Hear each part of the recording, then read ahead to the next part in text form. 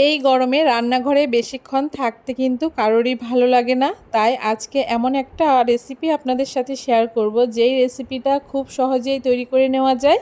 আর এই একটা পদ দিয়েই কিন্তু এক থালা ভাত নিমিষে শেষ হয়ে যাবে। নমস্কার বন্ধুরা, মন কিচেনে আপনাদের সবাইকে স্বাগত। আশা করি আপনারা সবাই খুব ভালো আছেন। আজকে খুব সহজে আমি আপনাদের সাথে শেয়ার করছি চিংড়ি মাছের বাটি চচ্চড়ি। এই চিংড়ি মাছের বাটি চচ্চড়ি তৈরি করা যেমন সহজ, খেতেও হয় দুর্দান্ত। আর মাত্র কয়েকটি উপকরণ দিয়ে এই রেসিপিটা তৈরি করে নেওয়া যায়। চিংড়ি মাছের বাটি চচ্চড়ি তৈরি করার জন্য এখানে আমি মিডিয়াম সাইজের 2টো আলু নিয়ে নিয়েছি, আর এখানে মিডিয়াম সাইজের 3টে পেঁয়াজ নিয়ে নিয়েছি। আপনারা আপনাদের পরিমাণ অনুযায়ী এই উপকরণগুলো ব্যবহার করে নেবেন। এখন আলু আর পেঁয়াজের খোসাটাকে খুব ভালো করে ছাড়িয়ে নিচ্ছি। আলু আর পেঁয়াজের খোসাটা খুব ভালো করে ছাড়িয়ে নেওয়া হয়ে গেছে। এখন খুব ভালো করে 2-3 বার আলু আর পেঁয়াজটাকে আমি ধুয়ে নিচ্ছি। আর তারপরে আলু আর পেঁয়াজটাকে ঠিক এইরকম লম্বা লম্বা করে কেটে নিয়েছি। দেখতেই পারছেন আলুটা ঠিক আলু ভাজার মতো লম্বা লম্বা করে কেটেছি। আর সেমভাবে পেঁয়াজটাকেও আমি এইরকম পাতলা পাতলা করে কেটে নিয়েছি। যেহেতু বাটি চচ্চড়ি তৈরি করব, তার জন্য এখানে একটা টিফিন বাটি নিয়ে নিয়েছি। এখন টিফিন বাটির মধ্যে প্রথমে কুচিয়ে রাখা আলুগুলোকে দিয়ে দিচ্ছি। আলুগুলোকে দেওয়ার পরে এখানে কুচিয়ে রাখা পেঁয়াজটাকেও দিয়ে দিচ্ছি। আর পেঁয়াজগুলোকে দেওয়ার আগে হাত দিয়ে একটুখানি গুঁড়ো করে নিয়েছি। পেঁয়াজগুলোকে দেওয়া হয়ে গেছে। এখন এখানে আমি চিংড়ি মাছ দিয়ে দিচ্ছি। আমি এখানে মিডিয়াম সাইজের চিংড়ি মাছ ব্যবহার করেছি। আপনারা চাইলে ছোট বড় যে কোনো সাইজের চিংড়ি মাছই ব্যবহার করতে পারেন। এখানে আমি 10-12টা চিংড়ি মাছ ব্যবহার করেছি। এখন এখানে স্বাদ মতো নুন আর সামান্য একটু চিনি ব্যবহার করছি। আর এদিকে আমি একটা মশলার পেস্ট তৈরি করে নিয়েছি। তার জন্য একটা বাটির মধ্যে বড় 1 চামচ কালো সর্ষে, বড় 1 চামচ সাদা সর্ষে আর বড় 1 চামচ পোস্তদানা দিয়েছি।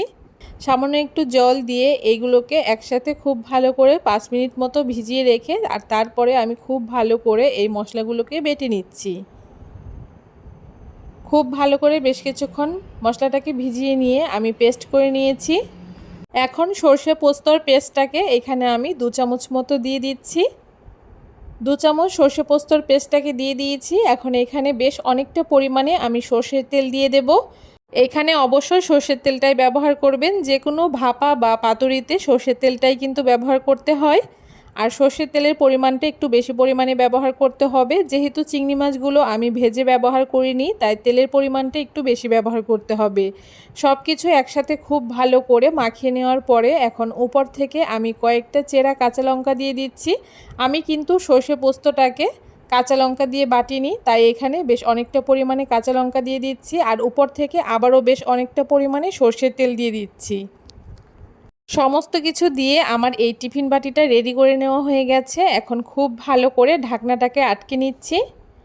ঢাকনাটা খুব ভালো করে আটকে দিতে হবে। এখন এই টিফিন কৌটোটাকে আমি 20 থেকে 25 মিনিট মতো ভাপিয়ে নেব।